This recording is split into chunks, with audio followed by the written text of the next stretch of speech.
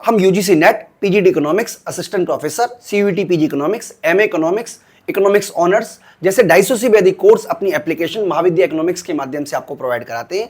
आपको हमारी एप्लीकेशन में वीडियो कोर्स के अलावा test series, PDF notes, hard copy notes भी मिलेंगे।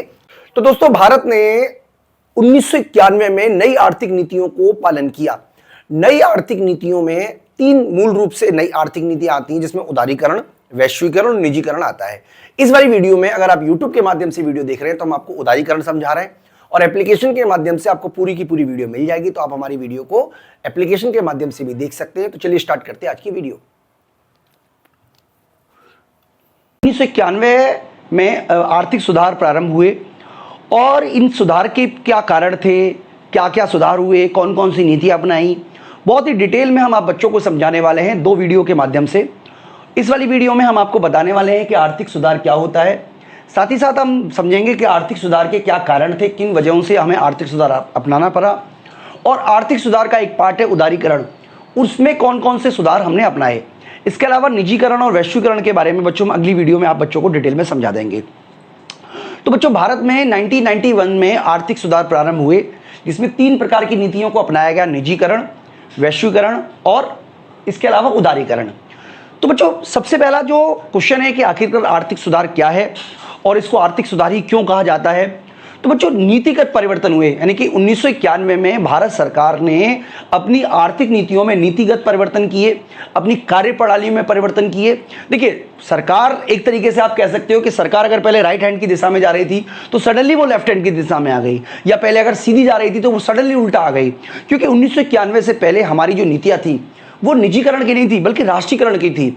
अगर आपको पता होगा कि भारत में कई सारी बैंकों का राष्ट्रीयकरण किया गया था, तो इसके अलावा सरकार का जो ध्यान था वो प्राइवेट सेक्टर पर फोकस नहीं था। यानी कि अगर आप स्टार्टिंग से देखोगे, भारत में जितनी भी औद्योगिक नीतियां हैं, भारत में जितनी भी आर्थिक नीतियां, अगर उनको स्टार्टिंग में अगर आप देखोगे, बिल्कुल स्टार्टिंग से अगर आप पढ़ोगे, तो आप पाओगे कि जितनी भी फोकस रहा है सरकार का सार्वजनिक क्षेत्र की तरफ रहा है। यानी कि सरकार ने बहुत सारे उद्यमों को सार्वजनिक क्षेत्र के लिए रिजर्व कर दिया और कई तरीके के प्रतिबंध लगा रखे थे, चाहे वो मात्रात्मक प्रतिबंध हो, चाहे वो लाइसेंसिंग का प्रतिबंध हो, चाहे वो अपना विस्तार करने का प्रतिबंध हो। यानी कि सरकार एक तो निजी क्षेत्रों पर अनेक प्रकार के प्रतिबंध लगा रखे थे और बहुत सारी चीजें जो हैं सरकार ने सार्वजनिक क्षेत्र के लिए सुरक्षित रखी हुई थी। साथ ही साथ सरकार का जो फोकस था वो लघु और कुटीर उद्योगों को प्रोटेक्टेड करने का था और इन सबके पीछे उद्देश्य ये था कि भारतीय अर्थव्यवस्था का जो शुरुआती विकास दौर है वो समाजवादी विचारधारा से प्रेरित रहा है। यानी कि सरकार का जो फोकस रहा है वो रूसी साम्यवाद से बहुत ही इन्फ्लुएंस रहा है, खासतौर पर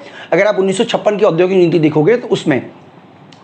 तो नीतिगत परिवर्तन इसलिए हुआ क्योंकि सरकार ने राष्ट्रीयकरण की जगह निजीकरण को अपनाया, सरकार जो प्रतिबंध लगाती थी उसकी जगह सरकार ने उदारीकरण को अपनाया, और सरकार जो संरक्षणवाद को अपनाया करती थी उसकी जगह वैश्वीकरण को अपनाया। यानी कि सरकार ने अपनी नीतियों में नीतिगत परिवर्तन हो गया, बेसिक परिवर्तन हो गया, बिल्कुल इंस्ट्रूमेंटल चेंज कर दिया, सारा का सारा नीतियों को बिल्कुल बदल दिया। इसीलिए इन नीतियों को बच्चों आर्थिक सुधार कहते हैं। तो आर्थिक सुधार जो है वो भारत को मजबूरी में अपनाना पड़ा, क्योंकि 1990 तक आते आते भारत की जो आर्थिक दशा है वो बहुत ही भयंकर तरीके से खराब हो गई, फॉरेन रिजर्व खराब हो गया, बहुत ही बुरी स्थिति में भारत पहुंच गया। इसीलिए भारत सरकार ने कोई खुशी में आर्थिक नीतियों को नहीं अपनाया। उस समय के प्रधानमंत्री थे आप कह सकते हो पीवी नरसिंह राव, और वित्त मंत्री थे मनमोहन सिंह। उन्हीं की देखरेख में ये नए आर्थिक सुधार का दौर प्रारंभ हुआ। तो बच्चों, डिटेल में आपको करवाऊंगा उदारीकरण की इस वीडियो के माध्यम से, तो मैं डिटेल आपको कराऊं उससे पहले मैं बता देता हूं बच्चों कि हम डिफरेंट यूनिवर्सिटी के UG, PG, UGC NET, PGT economics और भी कई तरीके के तमाम कोर्सेज हमने बना रखे हैं बच्चों, जो कि आपको हमारी ऐप विष्णु इकोनॉमिक्स स्कूल के माध्यम से मिलेंगे बच्चों। तो आप हमारी ऐप जरूर डाउनलोड कर लीजिएगा, विष्णु इकोनॉमिक्स स्कूल। वहां पर आपको पीडीएफ नोट्स, टेस्ट सीरीज और जो भी आपकी रिक्वायरमेंट है वो सब के सब वहां पे अवेलेबल है बच्चों। तो चलिए मैं आपको और डिटेल में बता देता हूं आखिरकार आर्थिक सुधार सरकार द्वारा अपनाए जाने के क्या कारण हैं। तो सबसे पहला कारण, जैसा कि आप यहां पे देख सकते हैं, हमने यहां पे कारणों के बारे में लिखा हुआ है, राजकोषीय घाटे में वृद्धि।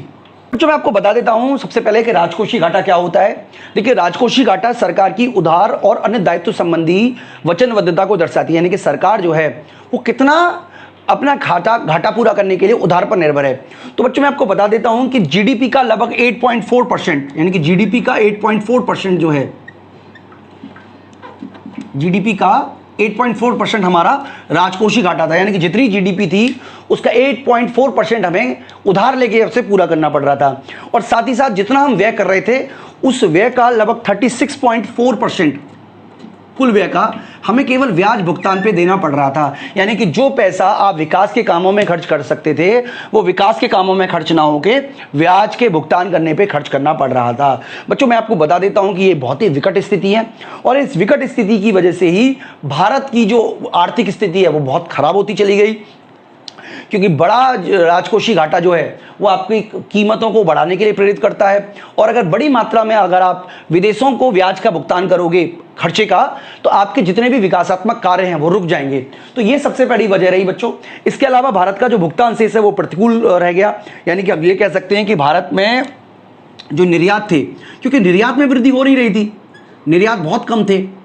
निर्यात कम इसलिए भी थी क्योंकि उस समय तक रुपया परिवर्तनशील नहीं था, यानी कि आप कह सकते हो कि जो प्रणाली थी उसमें जो रुपीस की वैल्यू जितनी होनी चाहिए थी उससे ज़्यादा थी, तो लोग खरीद ही नहीं रहे थे रुपी जो वस्तुएं भारत से। तो निर्यात कम था, आयात बहुत ज़्यादा था, इसीलिए भारत का जो विदेशी मुद्रा भंडार है उसमें बहुत ही ज़्यादा कमी देखने को मिली है। तीसरा बच्चों खाड़ी संकट। देखिए इसी दौर में अगर आपको पता होगा 1990-91 के दौर में ही इराक और ईरान में युद्ध हुआ था, खाड़ी युद्ध के नाम से जाना जाता है, गल्फ वॉर। अब बच्चों भारत जो है वो तेल का बहुत ही प्रमुख आयातक देश रहा है, यानी कि भारत जो है वो अपने तेल आयात के लिए बहुत बड़ी मात्रा में आयात पर निर्भर है। यानी कि भारत जो है वो घरेलू आवश्यकता का शायद 10 या 11%, मुझे एग्जैक्ट नहीं पता, उतना ही उत्पादन कर पाता है, बाकी का सारा वो विदेशी आयात पर निर्भर है। तो क्योंकि खाड़ी में युद्ध हुआ, इराक ईरान में युद्ध हुआ, तो हमारा जो तेल खरीदने का जो बिल है वो बहुत बढ़ गया। यानी कि ऐसा कहा जाता है बच्चों कि लगभग 6000 करोड़ विदेशी मुद्रा का नुकसान भारत को हुआ गल्फ का वॉर की वजह से, क्योंकि भारत तेल का आयातक देश रहा है। इराक और ईराक दौरों से ही हमारे अच्छे संबंध रहे, उस लिहाज से कि हम तेल दौरों से ही खरीदते रहे। तो यहाँ पे ये संकट की वजह से भी भारत को नई आर्थिक नीति का अपनानी पड़ी, क्योंकि भारत जो है वो बहुत ही बड़े वित्तीय संकट में फंस चुका था। इसके अलावा सार्वजनिक क्षेत्र की असफलता। देखिए बहुत ही सरकार ने उम्मीद से, बहुत ही ध्यान से, बहुत ही जोर शोर से ये उम्मीद की कि सार्वजनिक क्षेत्र जो है वो भारत की सफलता का कारण बनेगा, लेकिन सार्वजनिक क्षेत्र में भ्रष्टाचार, आप कह सकते हो एक तरीके से अकुशलता और सार्वजनिक क्षेत्र के अप्रभावी रूप से काम करने की वजह से अधिकांश सार्वजनिक क्षेत्र जो हैं वो विफल साबित हुए।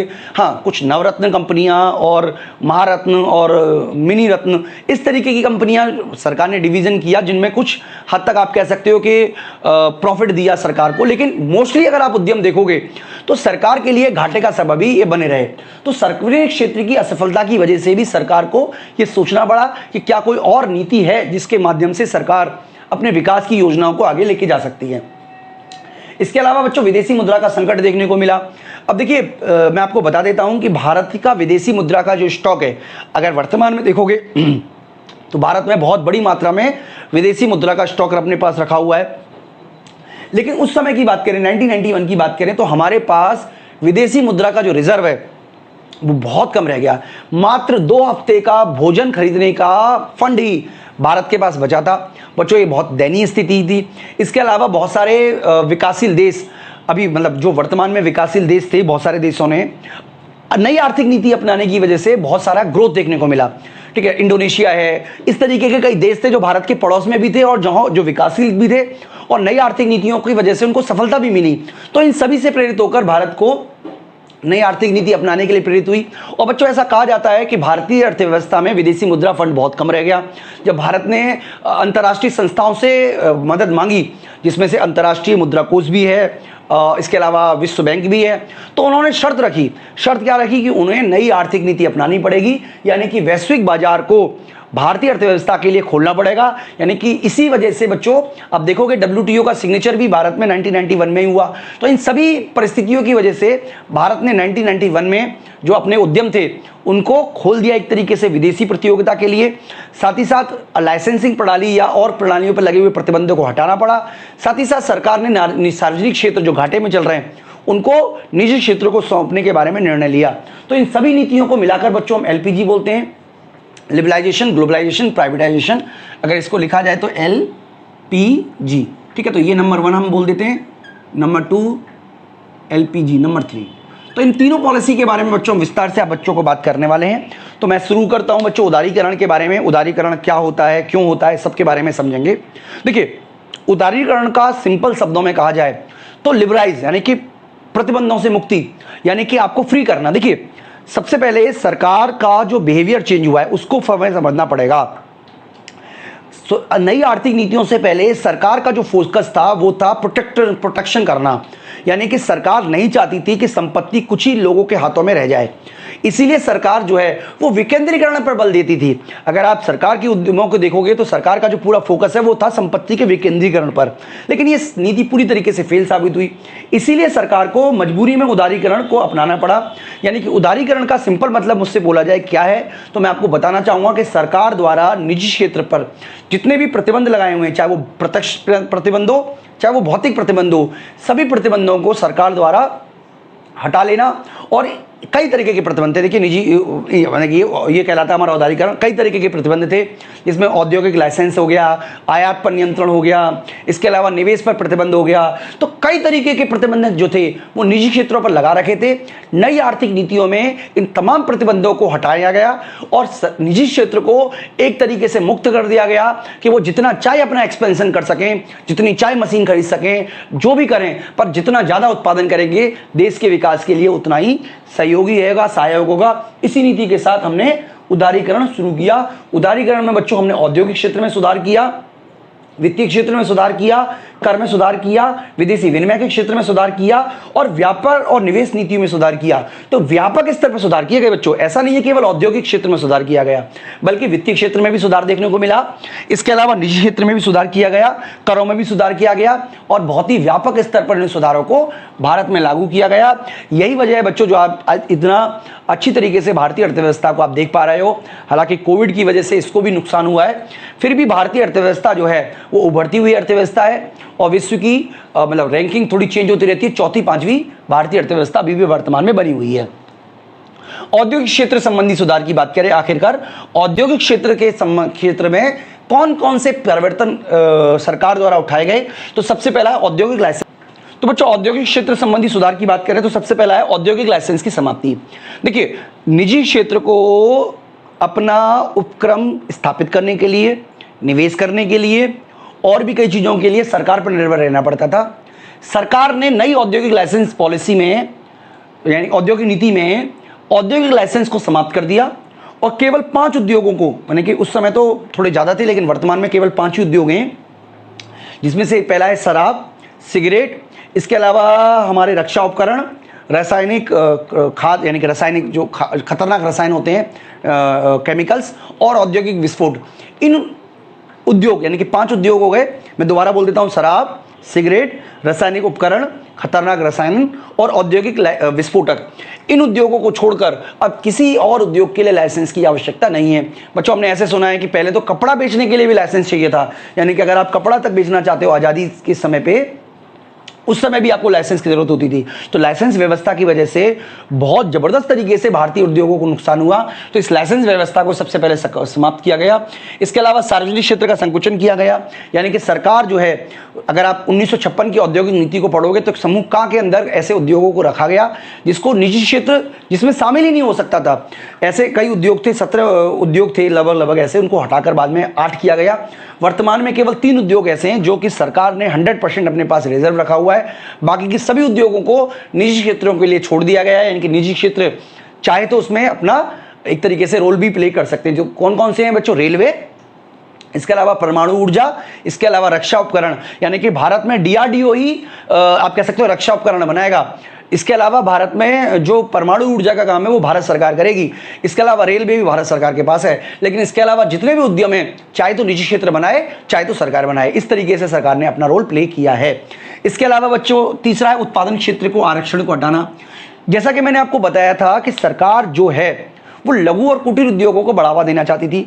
लघु कुटीर उद्योग को बढ़ावा देना इसलिए भी आवश्यक था क्योंकि लघु और कुटीर उद्योग से रोजगार का सृजन होता है। सरकार ने नई औद्योगिक नीति में लघु और कुटीर उद्योगों की सीमा को कम किया।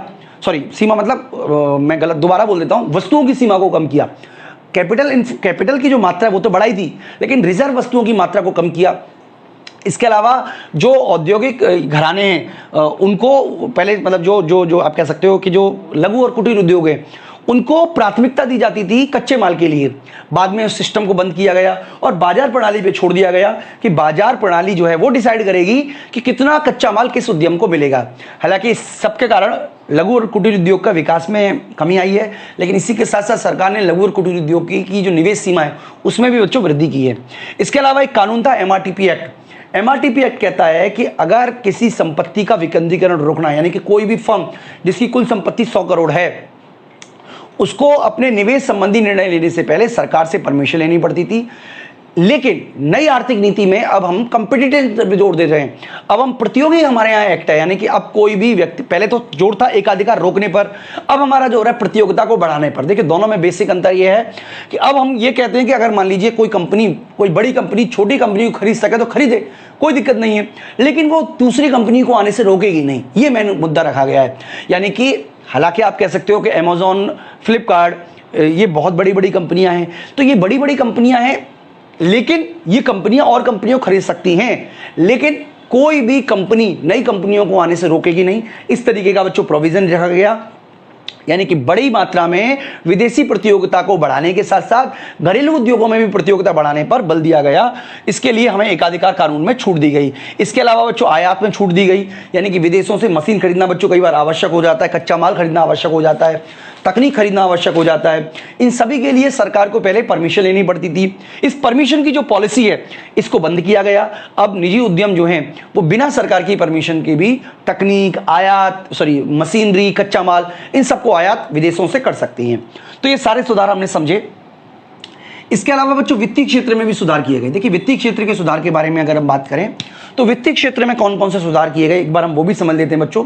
सबसे पहले मैं आपको बता देता हूं कि वित्तीय क्षेत्र में बैंकिंग, नॉन बैंकिंग इंस्टीट्यूशन, यानी कि क्या बोलती है हिंदी में, बैंकिंग और गैर बैंकिंग संस्थान, ये आते हैं। इसके अलावा स्टॉक एक्सचेंज आता है, इसके अलावा विदेशी मुद्रा बाजार आता है, ये सब वित्तीय क्षेत्र में आते हैं। तो वित्तीय क्षेत्र में सरकार ने कई तरीके के परिवर्तन किए। पहले जो आरबीआई था, आरबीआई का जो रोल था वो था एक तरीके से आप कह सकते हो एक तरीके से नियंत्रणकर्ता का रोल था, यानी कि नियामक का रोल था, जिसके स्थान पर अब सरकार जो है वो सहायक के रूप में काम करती है। आरबीआई सहायक के रूप में रोल बदला। यानी कि पहले जो ब्याज दर हैं वो कौन डिसाइड करता था, वो ब्याज डिसाइड करती थी आरबीआई। अब जो ब्याज दरें हैं वो डिमांड एंड सप्लाई के फोर्सेस पे छोड़ दिया गया है। यानी कि हर बैंक से ये उम्मीद की जा रही है कि प्रतियोगिता होगी जितनी ज़्यादा, उतनी ज़्यादा वो ब्याज दर को घटाएंगी। तो मान लीजिए जैसे सपोज कीजिए बेस रेट 6% है, ठीक है जी, तो एक बैंक ऐसा है जो 7% ले रही है, एक बैंक ऐसा है जो 8% ले रही है, एक बैंक ऐसा है जो 9% ले रही है। तो जो 9% लेने वाली है उससे कम लोग लोन लेंगे, क्योंकि 7% पे लोन अवेलेबल है। अगर अन्य बातें समान रहें तो लोग 7% वाले पे ही लोन लेने जाएंगे। यानी कि प्रतियोगिता बढ़ेगी, जिसकी वजह से 9% वाला भी अपनी ब्याज की दर को 7% या उसके आसपास रखने की कोशिश करेगा।